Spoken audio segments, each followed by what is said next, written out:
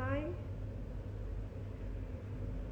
So, I'm just gonna wait for more people to join this live. Hello.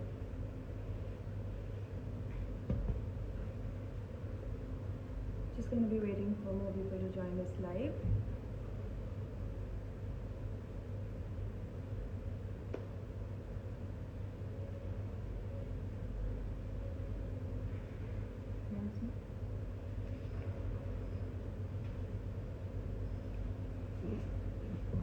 While we wait, my stress buster has, when I say stress buster, he really is my stress buster.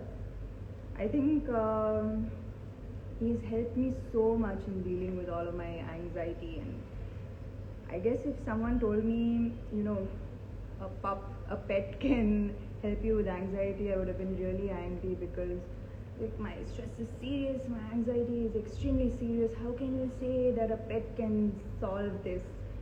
I understand, but you'd be surprised how much he has helped me. But then again, I'm not here to give you my expert advice on mental health. Today we're going to be speaking to Anna Chandy.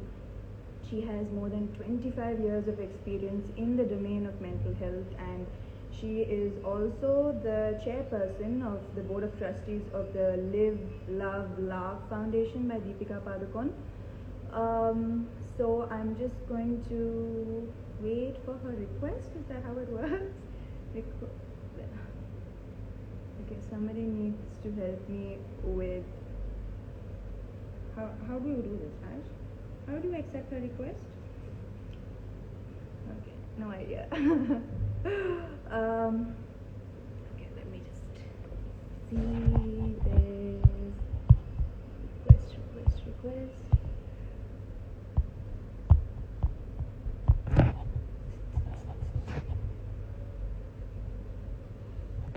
Okay, so many comments, so I am not able to find her request. Let me just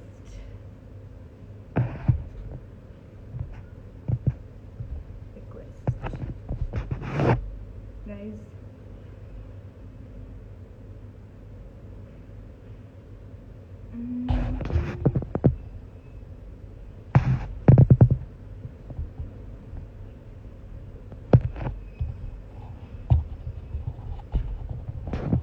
for a request.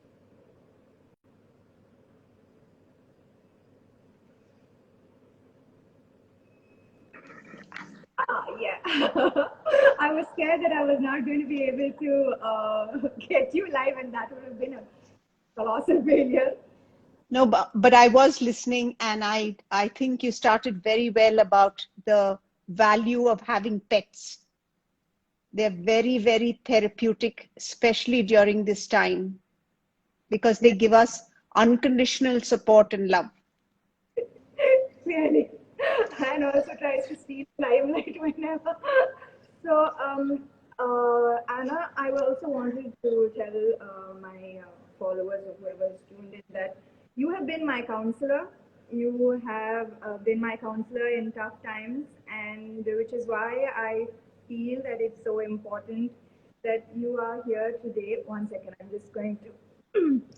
That you are here today to help whoever needs your help in the little time that we have, because mental health is the word that we hear so much, so many in the current scenario. It's very tough for everyone, and I have a few questions so that we can get right to it. Sure. So the first that I have for you is how do you distinguish between the normal everyday stress, that we are used to by now, and a real distress call? That when is the time that one really needs to seek external help to deal with the distress? Okay. So let me start with telling you that stress is by itself is not a bad thing, We have what is called good stress, which we call eustress, EUSTRESS. And then we have stress that pulls us down, which makes us anxious, which is called distress. We need a certain amount of stress to function in our day-to-day lives. However, currently what's happening to all of us is we are all going through what we call collective anxiety, collective trauma, and collective grief. And one of the things about anxieties is that anxiety can also be contagious. That I'm anxious, so with this current situation, so I tend to pass it on. And that's why also one of the reasons why pets is good, because when I'm anxious and I'm just with my pet, it kind of helps me take a pause and it gives me some comfort. Yes. So, you know, we are just not dealing with stress, especially with the virus. There are physical and mental conditions that attach itself that stress triggers. We all know by now stress causes a weakened immune system. So it's not just stress, it's also other conditions that come along with it. So please explain this. So I think the first step is to understand what we are all going through, and let's look at what we are going through. Is we are anxious because we are living in uncertain times. We don't know where the end is for this uncertainty, how long, how much. And predominantly human beings, we like predictability. And therefore we are feeling out of control. And when we feel out of control, our stress primarily plays out mostly in two ways. Some of us become over functioning and some of us become under functioning. The over functioning people, they exhibit their stress. They tend to start becoming over controlling.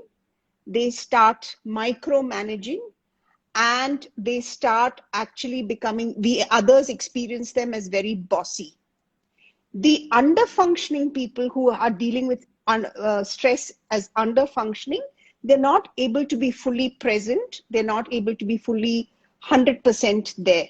Now we need to understand that we are doing this because we are trying to take charge or take control of something, because we are feeling so destabilized. That's the first thing about the uncertainty, which adds to stress, this condition. Along with that, what's happening now is that there is so much grief because so many people have been suffering loss in terms of death of loved ones, death of friendship, death of youngsters losing their dreams, children not being able to have that social interaction of school. So there's a lot of grief. And along with that, now we have an added grief. It's desperate to even breathe, oxygen cylinders, beds in hospitals. So you can imagine the chaos in our lives and what this chaos is. It's just adding to our burdens, and therefore I think the voice is, I think connection is breaking a bit. I'm losing you. I'm losing you a bit. yeah. Can you hear? Little bit. Yeah. Yeah. Yeah. So we are in a state of destabilization. We are feeling, we're not feeling anchored or grounded, which is adding to our grief, which is adding to our uncertainty. And therefore, we are all in a state of hypervigilance. We are hypervigilant because there's a part of our brain which is called the amygdala, which actually keeps us in a state where we are feeling in threat. Therefore, I think it's very important that we all first name all our feelings And if we are not able to contain ourselves, we take support. It's important to take this support, because when we name our feelings, then we are naming our vulnerabilities, and that enables us to actually be able to problem solve in some areas. We can't problem solve everything, but some areas. So I think we are in a crisis. And I'm really happy that you brought up this Insta Live, because along with this pandemic, mental health experts are now warning that we are going to have what is called a shadow pandemic. That Sorry, is, uh, what say that was? so a shadow pandemic is where people actually um, have mental health issues. America has released some data. In America, it's 1:3. That means every third person is going to have some mental health issue. I think in India, we are going to have a lot of issues, not just now, in the coming months, even when we've recovered from this, because we've had such negative experiences, and it's going to be like that for us. So I think this is So, something, yeah, so it's really important for people to not think that they are alone in this, you know. So I no. think mental health, there is still so much stigma around it. There is, when, you know, physical health and all the other issues are in on the front stage, you know, but mental health, somehow people just brush off saying it's okay. But I want you to explain how mental health is connected to everything else. So we can't separate physical health from mental health, simply because we need to understand that they're closely interrelated, and each supports the other. If you want to have your immunity rise, you need to have good mental health. When we are anxious, we certain hormones that we term as happy hormones are minimized. When they are minimized, our immunity comes down. When our immunity comes down, we are more prone to getting attacked by the virus. So you can't separate the two.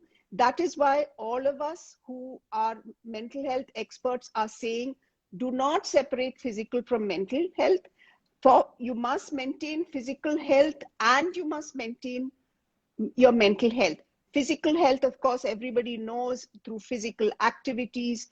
The kind of foods you eat, minimize caffeine and alcohol. Physical exercise, yoga, most important, your breath, just so that your whole lymphatic system is optimized. Mental health is taking support, and just like you said, Sam, to be able to reach out and take support and expose and share your vulnerability, name whatever you're feeling, because diverse people have diverse feelings and experiences. Along with that, simple exercises that you do, which I've actually said people should do, which is, of course, journaling, uh, finding something that you find less taxing, which replenishes you psychologically. And the one that I'm encouraging people to please stop is something called doom scrolling. That is, because there's a general doom, I'm beginning to see a lot of people going on looking at all these terrible images and just filling themselves up with negative news or negative information. This adds to our anxiety. I know that we need to have information to keep ourselves safe and to protect ourselves, but we need to be cautious on the kind of information we consume and how much we consume and which time of the day we consume. Why do I say that? I always tell people, refrain from negative information, say after 8 p.m. in the night, Okay, because really yeah, important. Refrain yeah, from consumption of information of any kind uh, after 8 p.m. yeah. And I'll tell you the reason, because you may be physically tired, so your body may sleep, but your unconscious is processing all this negative information that you've been absorbing. So that's why it's important. See, when you And said you also said, Anna, that express your vulnerabilities.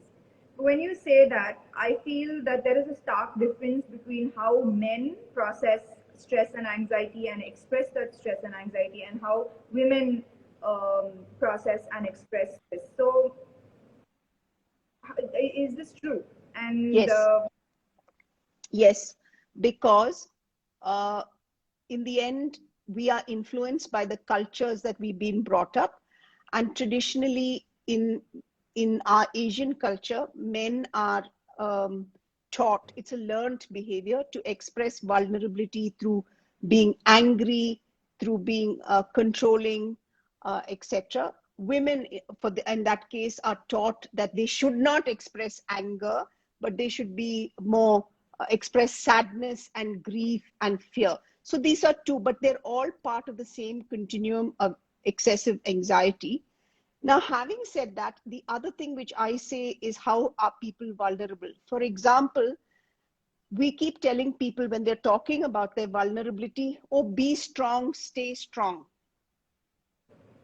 yeah. When people are very vulnerable and they're very sad, it is the wrong thing to tell them, because you're actually telling them to bottle up all their feelings and not express what's going on with them, and that will impact their physical health and it will show up. How would you So tell it's men this? so when we tell people be strong or don't worry, we are actually, what we are doing is, we are not actually comforting them. We are trying to, because we can't cope with their distress. So when people are expressing vulnerabilities, or they're expressing anguish, or they're expressing sorrow, the first step is to listen to them.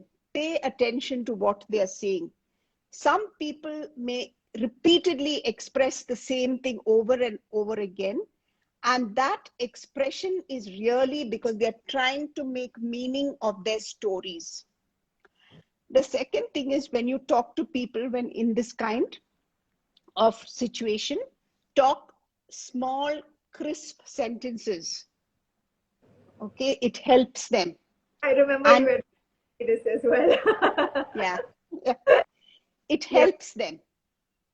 And the third thing which I always say is, don't give them a time that they have to recover from grief. There is no time. Each one recovers at their pace. And grief is not such a straightforward, straight line that we start here and we end here. Grief can be roundabout. Grief is gray. And people have to make meaning of that experience. So it's most important, I always say, to be with them where they are. And normally people take some time. Some people take a few months, some people take little later. If you, as a friend or a loved one, find it very difficult to keep listening, it is okay to gently tell that person, I'm finding it difficult and I'm feeling overwhelmed. So I would recommend that you take therapeutic support, which is using a counselor or a psychotherapist, or even a social worker, mental health social worker. Okay. So that brings me to my next question. How how do you support a friend or a family member who is in distress? Because right now, a lot of people, they come to friends, they come to family members, they go on the internet, how to deal with stress and anxiety. But we are in the midst of a pandemic. Nobody has answers. One is as clueless as the other. So, in such a situation, what is the best way to support someone who needs your help?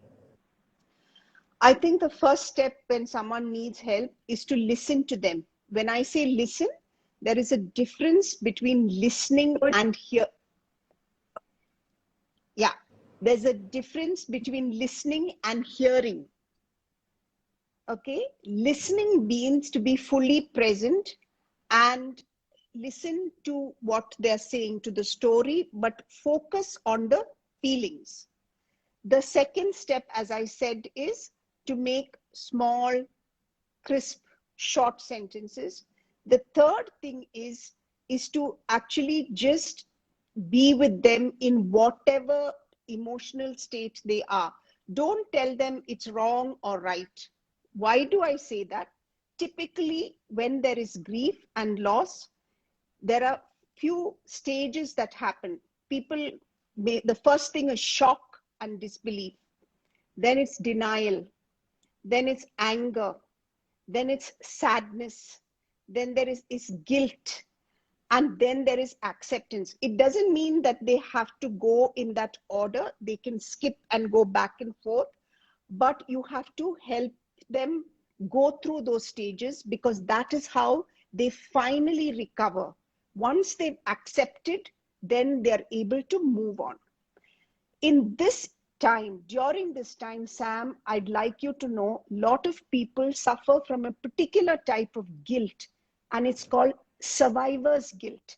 If a parent has lost their young one, the question they'll ask is, why was it not me and why them? Or if they're frontline workers, they'll repeatedly ask themselves, could I have done something more? Did I do something less? Or it can be, they will keep thinking, where did I miss out? Why didn't I notice something? So these are typical questions that people who suffer from survivor's guilt have. And when people suffer from survivor's guilt, they repeatedly keep thinking of what happened. They ruminate, which means they keep chewing and going on thinking of what happened, because they are so overwhelmed. At that point, when you are going to be listening to them, it's okay to actually tell them and keep assuring them that you did your best. You did your best. Now, if they can't, then you could actually tell them, now, maybe you actually write down what all you did and what all you didn't. So then they'll get clarity. In spite of that, yeah, in spite of that, if they are not able to get over guilt, then it's important that you flag it to them that they need additional support. So, Anna, I also see a lot of anger. Um, it's There's so much anger filling my social media pages. It's I don't know. Is this a way to show pain and grief, that it comes out as anger? There's a need to blame someone for what's happening. Uh, how would you explain this extreme anger that people are feeling and expressing? I think this extreme anger, and especially on social media or trolling people or uh, being brutal. I hear people being brutal with their words and their tone and gestures, etc. It's a form of lashing out, because you know that you are not able to do anything and you're feeling helpless, and you're hoping that by blaming you will get relief. You will not get relief. That's why I use the word in the beginning. This is collective. It not only is collective trauma, it also now has become collective responsibility for all of us to be able to contribute so that we recover from this experience. Okay, so what would you tell someone who is lashing out, with anger? Tell that. I think it's important that when people, any feeling which is very intense, whether it's anger, whether it's sadness, whether it is excessive controlling, whether it's excessive, you know, any activity excessive, even physical activity, anything that's excessive is a big signal that the anxiety is now moving into what we term clinical anxiety. One is being anxious because of the situation, and now it's moving into clinical, and it's a signal for such people and their loved ones to actually guide them and direct them to take clinical support. And I just also want you to say that it's okay to seek clinical support. Uh, Please, when I mentioned to people, I have a counselor, I'm undergoing counseling. People are like, what do you mean, like, how can you not solve this on your own? Be strong. It's nothing, it will go away on its own. So for this reason, there are so many people who don't take that next step when they really really need it. uh, so how should we as a society destigmatize mental health?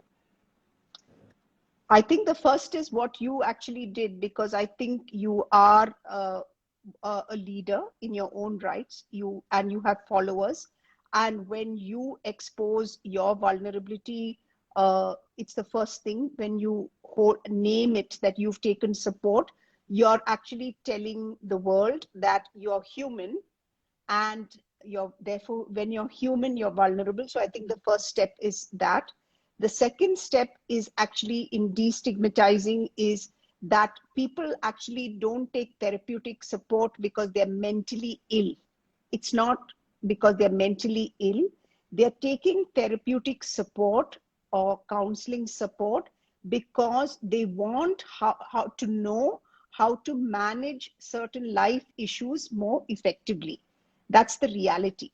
And the third part, which I think which is very important, is the language that we use when we are either thinking about the stigma, which is the language we use on how we label ourselves, or the language that we use when we are talking to people, where we normalize taking support. And I give you a simple example. If you actually, you of course have shared, and I'm very, very proud of you. If you listen to Michelle Obama, she talks about how when she became the first lady, there was a lot of trolling about her not, being who she was, they expected. And she said how they took support. And then she also talks about how, uh, both Barack Obama and she actually took additional therapeutic support during that time when he was the president, because there was so much pressure on their marriage. These are very natural things that happen to all of us. The more we speak, the more we normalize life. At this point, I think it's important to say that, I've had questions, and I'm sure your followers have young children in the house, questions about what do you tell children now? Exactly. Actually, you know, actually, from the time a child is about 3 to 4 years old, they do know and understand age appropriately about death. And now there is a crisis. So I think it's important to talk to little children, give them information according to their age so that they can cope. Otherwise, you're telling them everything is okay, but they are experiencing their parents as anxious, and that makes them more confused. So So it's you okay. young parents to try and make children understand the situation and not hide them from it. Is that what you're saying? Absolutely. Yes. Understand according to their age, what we call age appropriate information. Okay, that's interesting. So I think we're at the end, and I know it's very difficult right now to see the silver lining or a positive takeaway from this pandemic. But we as human beings need to be optimistic. We need that hope, a hope that the future is going to be better and brighter. So for you, what would be the one positive takeaway from all of this? I think, yes, we've been it's a disaster. It's been a national crisis. But I think what I see very positive is the solidarity, the courage, and the selflessness that all the citizens have come together, and the kind of contributions, whether it is, people volunteering, or whether it's the frontline workers, whatever said, there's been a coming together. And I look at that as very positive, that while there is collective pain, solidarity. Lost you again. I said, Yes. I believe I believe that while there's collective pain, there's collective solidarity and courage. And to me, that is at this point what keeps us going.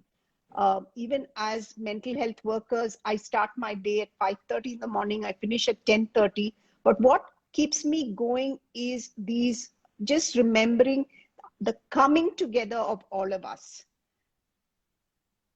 Yes.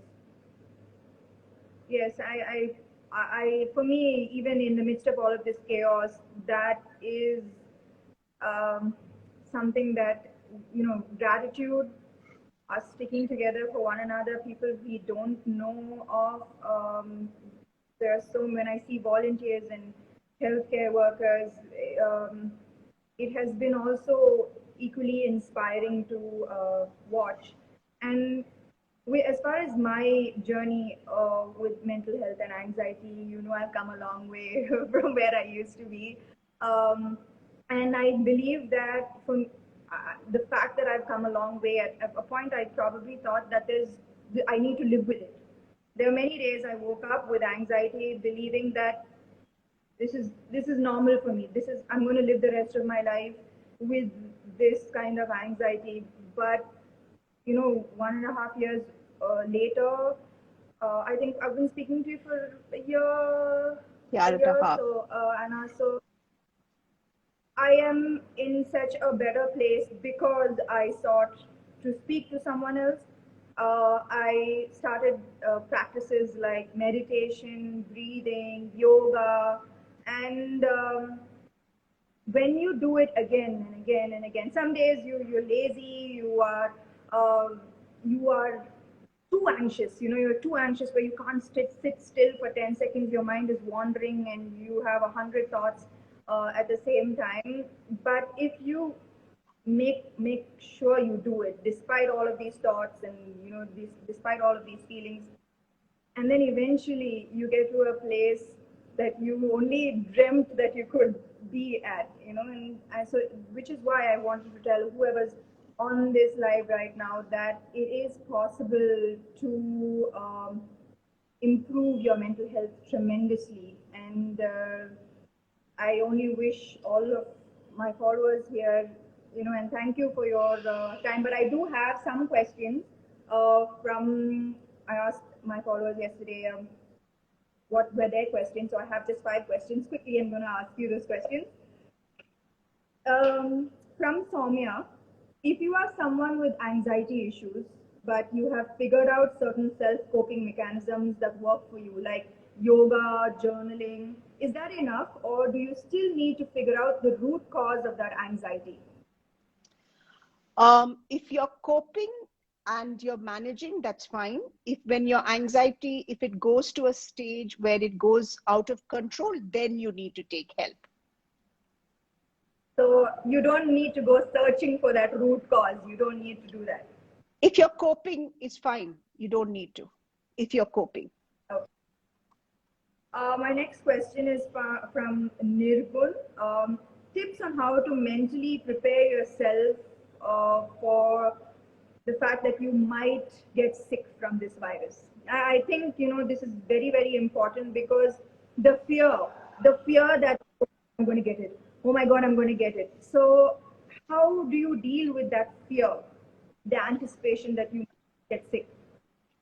I think the first step is, again, there's stigma with the virus. It's okay if you get the virus. That will bring down the stigma, which is important. The first steps is, as soon as you experience any symptoms, reach out. And the next thing is, most of the people recover. It's a certain percentage that actually falls deeply ill. Ask for help, minimize the stigma, and it's okay if you've got the virus. And the other thing is, as I said, label all your feelings, which is for your mental hygiene. Speak whatever you want to talk, communicate even uncomfortable thoughts. It's okay.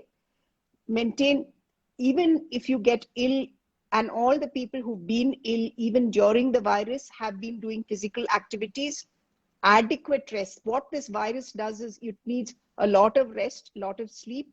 And the last thing that you need is to be able to actually, one thing which we all need to believe is, which I always tell people, and that's what's held me throughout all these, is just believe that you have hope and you will come through. You may not come through the way you want to, but you will come through. That fundamental belief. Okay. Yeah. My next is Shanvi, Usha, and Himaja. Tips to balance work and personal life, suggestions to overcome thinking too much, distraction from work, and procrastination. The first thing to remember currently is, because we are in this lockdown situation, there is confusion because people are working from home, which means that there is a merging or a gray area of the various roles you play. Your personal, because you're in the home, you don't know when you're doing a personal role, and suddenly in the next minute you're doing a professional role, and there's no real boundaries. So the first step for that is identify some space in your house, some corner, wherever you're going to be working from, and in your head, label that as your workspace. That once you go into that space, it is your workspace, just so that during this time you have that clarity. If you're a parent and you have little children in the house, you need to explain that when mom or dad is in that space, they are working and that's their office. So, which means that they cannot keep disturbing you.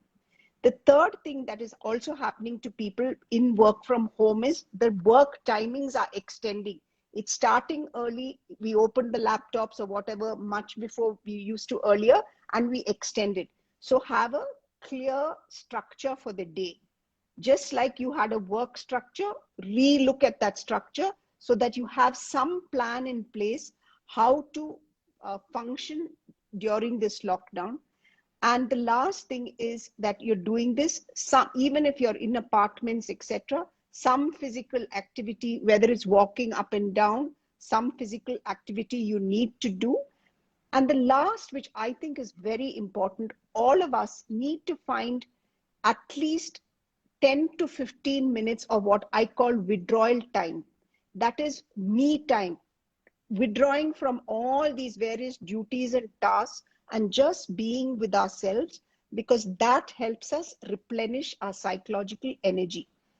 That me time can be meditation, or it can be prayers, or it can be whatever, a little hobby, whatever, but you need to include that in your structure.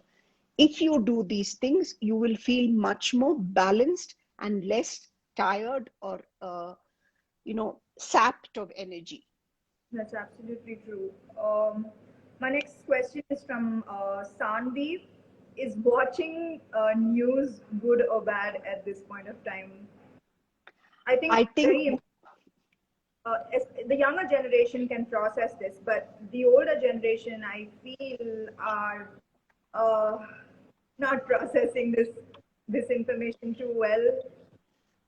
so. I think the first is, when you're watching the news, is it news? Are you watching?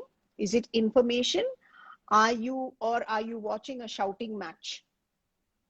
Okay, so I think we need information, and we watch news for relevant information, which is important. So if it's a shouting match, can you find another source for relevant information? That's, to me, very important. Second thing is, this toxic shouting is at 9 and 9:30 in the night, just before you sleep. So what is it doing? You're going to bed in an agitated state.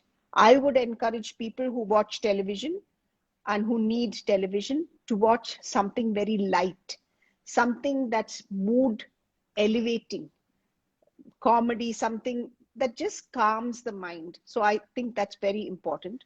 So I So think, don't. again,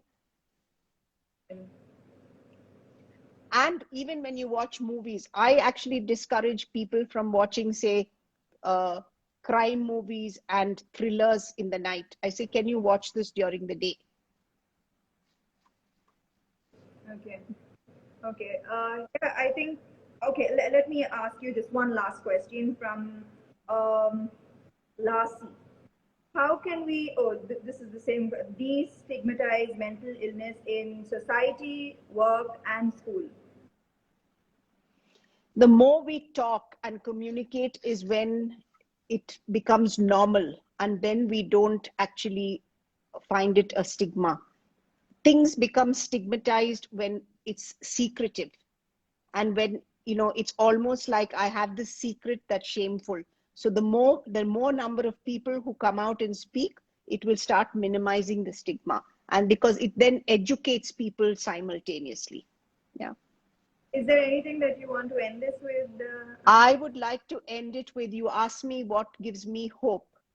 I think I would like to actually say the very fact that you had the capacity to just share your vulnerability so publicly really is what people like me take as a personal reward, that we can all overcome the stigma and be together and minimize the shadow pandemic, which I hope won't happen.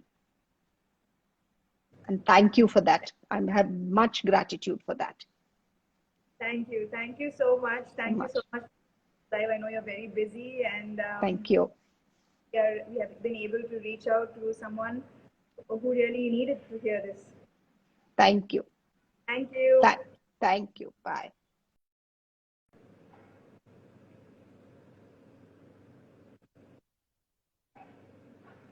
Okay, so that was that. Thank you so much. I really hope that whoever needed to hear this did, and I hope that it comforted you. And we're all in this together. Remember that we're all in this together, and this too shall pass. Bye bye.